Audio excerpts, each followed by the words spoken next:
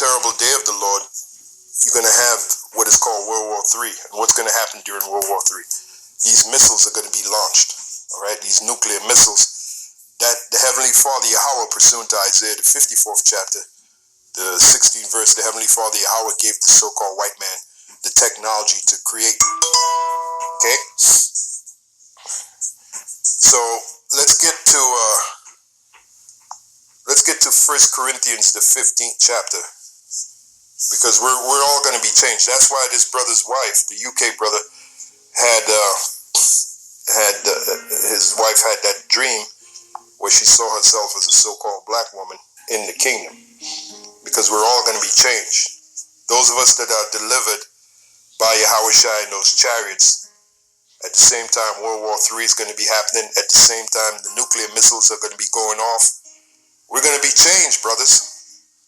Okay, so we're not even leaving here with these bodies that we're in. Think about that. Think about the magnitude of that. These decrepit, weak, pathetic bodies that we're in, which are really our chains, pursuant to the book of Jude, the first chapter. These bodies are our chains, man. Chains bringing us into everlasting darkness, man. Can't wait till we shed this body, man. This body has been, to quote a line from Will Smith from the movie, what was that movie he played in? Enemy of Your State. I think it is Enemy of the State. Enemy of the State. I believe it's Enemy of the State. He said, this so-and-so has been the bane of my existence. Well, guess what? These bodies have been the bane of our existence. And when you look up the word bane, it means death. That's what the word bane means, man. Let me show you. So these bodies have been the death of our spiritual existence, man. That's why they got to be changed. Let's look up the word bane.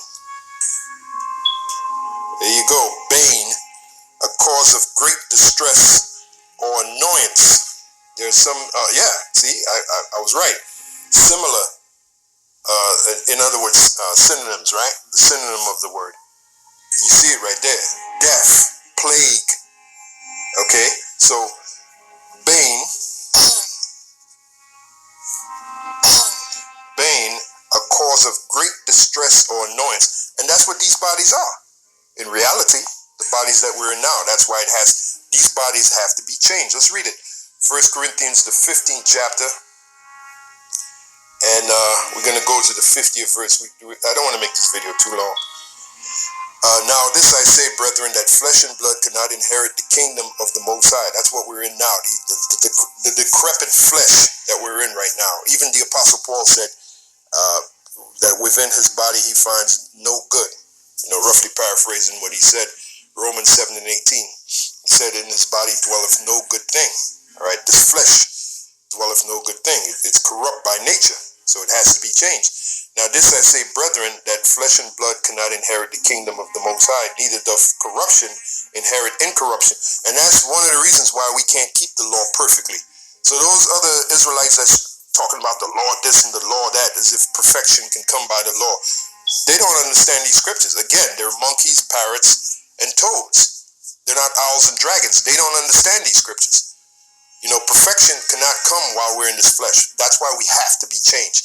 And that's the final act that Yahweh Shai is going to do for us, besides delivering us, is change our bodies, just like his body was changed. Anyway, reading on, it says, behold, I show you a mystery.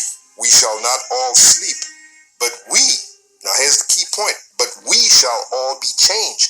We shall not all sleep, meaning not all of us are going to die. We're going to have some brothers, even Yahweh Shai said that.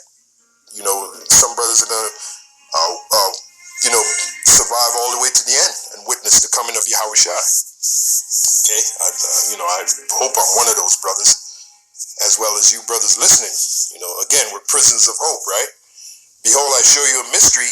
We shall not all sleep, but we shall, now here's the point. We shall all be changed. All of us will be changed. All of the elect that are going to be delivered by Yahweh Shai in that day will be changed. Okay? In a moment, in the twinkling of an eye. Like that. All right? In a moment, in the twinkling of an eye, at trump. The last trump represents what? Nuclear destruction. All right, the destruction of Esau's kingdom. That's the last trump. Okay, that's a metaphor for the, trump is a metaphor for a last event. Okay, the last great event. All right, at the last trump, for the trumpet shall sound, and the dead shall be raised incorruptible, and we shall be changed. Because brothers that died in the faith, they're going to be raised up out the graves and taken right into the chariots. All right, and we shall all be changed. See, for this corruptible, meaning this body. And by the way, these are the words of the Apostle Paul to the Israelites in Corinth, Greece. Right? He said, "For this corruptible, this body must put on incorruption, and this mortal must put on immortality." And we're never going to die. Immortality means you. The word literally means you cannot die, can't die. Mortal means death. Okay, immortality means can't die. You know, in the Italian, it's muerto or morto. Not muerto. Muerto is Spanish. Morto in the Italian, right? Which means death, die or death. Okay, so for this corruptible must put on incorruption, and this mortal must put on immortality. Muerto in the Spanish, morto in the Italian, right?